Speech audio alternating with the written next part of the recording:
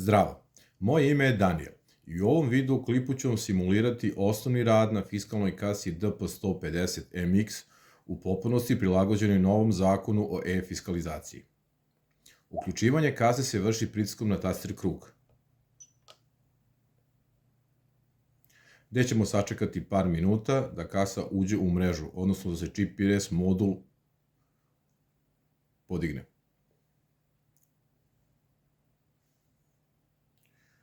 Kao prva stavka u osnovnom meniju pojavljuje se registracija. Pritiskom na taster Total ušli smo u režim koji se odnosi na prodaju i refundaciju. Kao prva podstavka je promet prodaja. Ulazimo tasterom Total.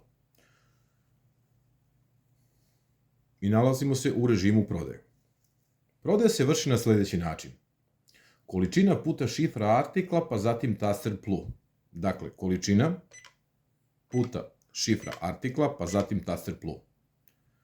Gde nam kasa na displeju ispisuje naziv artikla i cenu. Koliko želimo ovaj artikal naplatiti gotovinom, pritisnut ćemo taster Total i račun će izaći.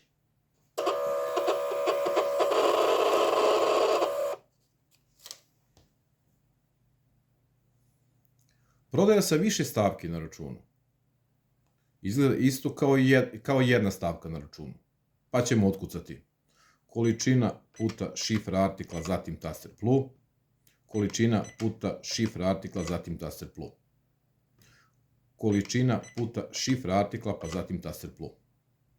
Tasterom STL ili ti subtotal proveravamo trenutno stanje računa, koliko smo saglasni sa iznosom i ukoliko ga želimo naplatiti gotovinom, to ćemo uraditi pritiskom na taster Total i račun će izaći kao maločas. Ukoliko račun želimo naplatiti na neki drugi način, pritiskom na taster PY1 otvara nam se dodatni podmeni gde možemo izabrati neki od načina plaćanja. U ovom slučaju ja ću izabrati opciju ček i to potvrditi totalom.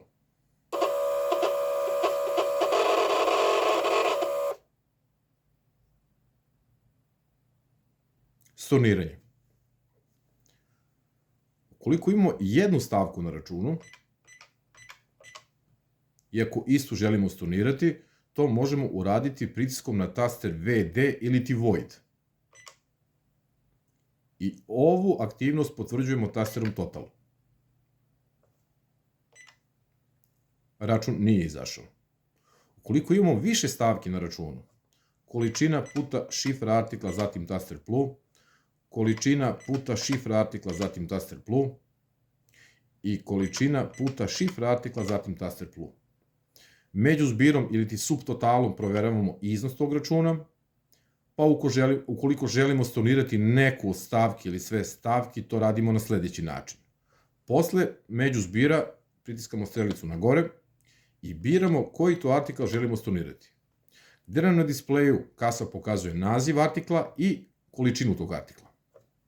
U ovom slučaju ja ću odabrati artikal koji se zove test 2 i njega stornirati tasterom VD ili ti Void. Na ovaj način sam stornirao samo artikal koji se zove test 2. Među zbirom naravno proveravam iznos računa. Kao što vidite, sad je račun umanjen za taj iznos. Ukoliko ga želim naplatiti, to mogu raditi pritiskom na taster Total ili PY1 opcijom izabrati neki od tipova plaćanja, a ukoliko želim stornirati sve, to mogu raditi i na sledeći način.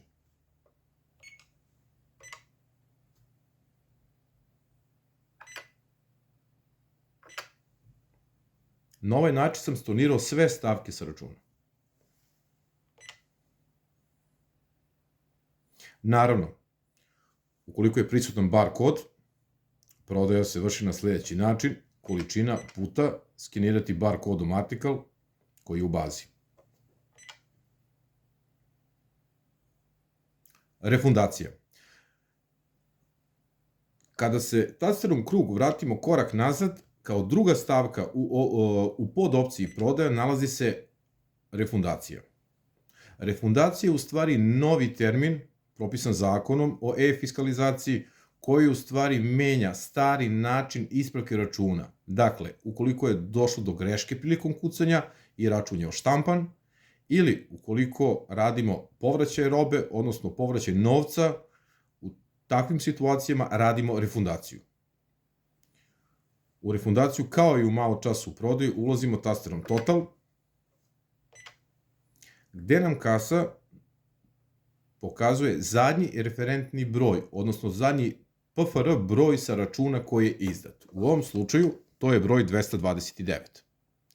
Potvrđujemo taj broj, potvrđujemo vreme izdavanja tog računa i zatim otkucavamo sve one stavke koje sa tog računa želimo refundirati. Naprimer, test 1, koji košta 150 dinara, se nalazi pod rednim brojem 1. I 1 je komad. Kao što vidite, test 1 je minusiran za 150 dinara. Ukoliko želim da refundiram sve stavke za računa, ja ću naravno ponavljati postupak.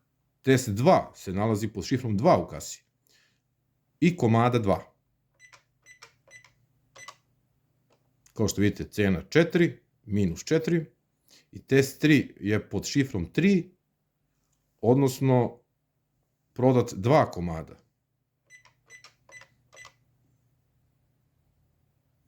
Kada ovu aktivnost potvrdimo tasterom Total,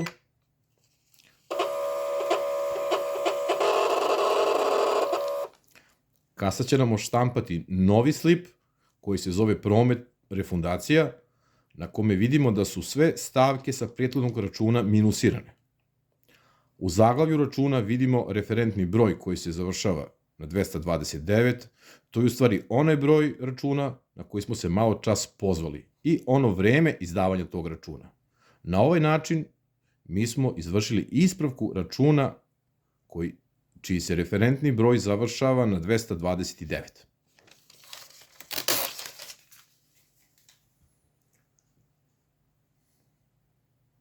Iz prodaje izlazimo u glavni meni pritiskom na taster krug. Kao druga stavka u glavnom meniju nalazi se izveštaj. U izveštaj, naravno, kao i u opciji registracija, ulazimo tasterom Total. Kao prva stavka je presek stanja. Presek stanja, kao i kod starih modela fiskalnih kasa, služi da kasir proveri trenutno stanje u blagajni u toku dana. Pritiskom na taster Total, kasa će vam odštampati presek stanja, na kome vidimo kad je bio početak prodaje, koliko je bilo refundacija, koliko je gotovina u kasi i koliki je ukupni PDV. Tasterom krug se takođe vraćamo na glavni meni, biramo stavku 3, odnosno nuliranje. U nuliranju se nalazi dnevni izveštaj. Potvrdom na taster Total, kasa će pitati dnevni izveštaj 0 za da, c za ne, potvrđujemo sa nulom i želimo naravno štampu, štampa je Total za da.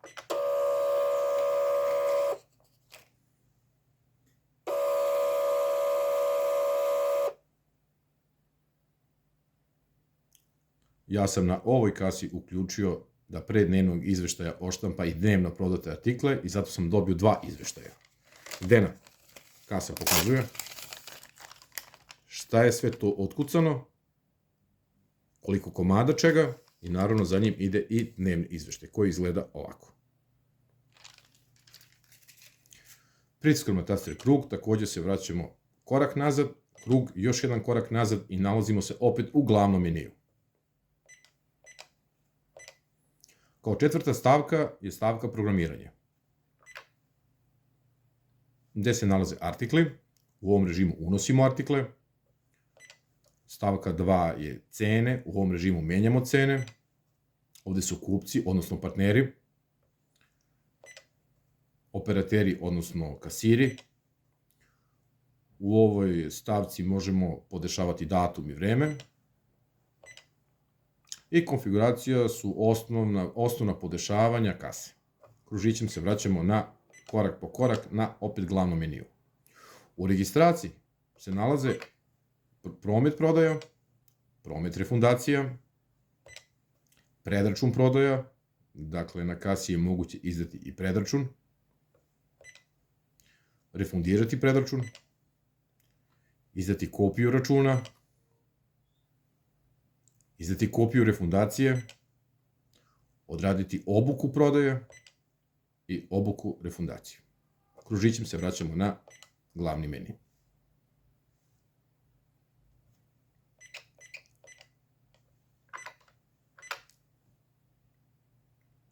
Sada se nalazim u režimu unosa artikla, gde nam kasa nudi artikl sa šifrom 1.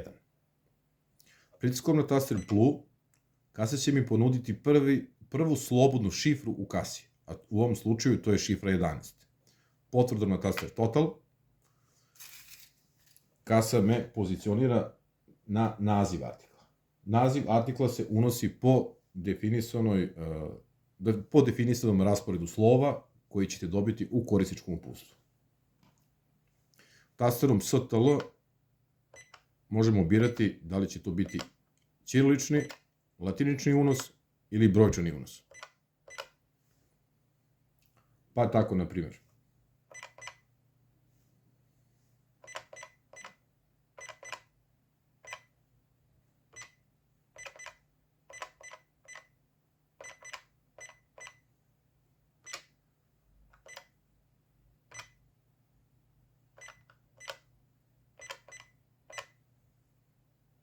Kada unesemo naziv potvrđujemo tasterom Total, potvrđujemo poresku stopu, unosimo cenu, slobodna cena u pitanju, nemamo pojedinačnu prodaju, bar kod u ovom režimu bi sada mogli da dodelimo bar kod ovom artiklu, težinski bar kod. Na kraju će vas kasa pitati total, da se ovaj artikl sačuva u kasi. Potvrdom na taster Total, ovaj artikl je upisan u kasi i kasa je preporučila sledeći broj, odnosno sledeću šifru, a to je šifra 12.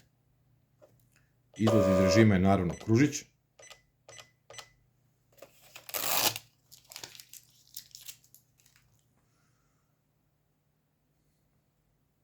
Zamena papira. Zamena papira je veoma jednostavna. Dakle, otvorimo ovaj poklopac. Uzmemo termo rolnu, spustimo je, zatvorimo poklopac i to je sve. Kasa naravno posjeduje i displej za kupca.